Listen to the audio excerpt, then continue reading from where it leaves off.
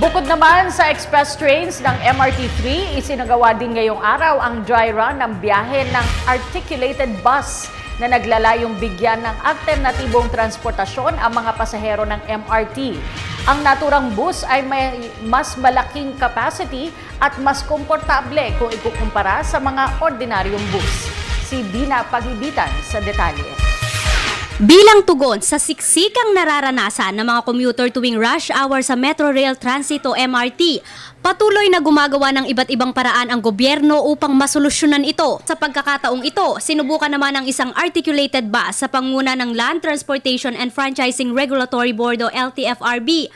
Mula SM North EDSA, tumakbo ang articulated bus hanggang sa Taft Station ng MRT. Kanina, nung tinest namin, dumaan kami sa EDSA, dire-diretso, sa make turns kami sa MOA, dire-diretso doon sa NAIA 2. May pinasukan kaming eskinita.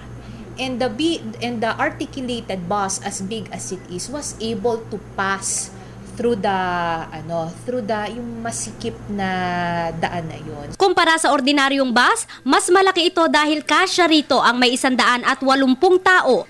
Para sa seguridad, mayroong CCTV cameras ang nasabing bus. Paglilinaw ng LTFRB, ito lamang ay isang test para sa pansamantalang solusyon o bahagi lamang ng proyektong inilalatag upang masolusyonan ang dami ng taong pumipila sa MRT. It's a test. It's not yet the solution, but while the government is testing it, you might as well address some short-term problems of the agencies, particularly the MRT, which is yung long queues. Ang pagbili ng may 48 bagong tren ng MRT ang tinitingnang pangmatagalang solusyon ng dami ng pasahero. Ngunit tinatayang 2015 pa darating o maide-deliver ang mga tren ayon sa DOTC. So it's part of the effort to help another government to solve the problem. So right now, merong MRT express trains. Meron ding itong articulated bus. Target isagawa ang public test ng naturang articulated bus bago magpasukat. Para sa Telebisyon ng Bayan, ako si Dina Pagibitan.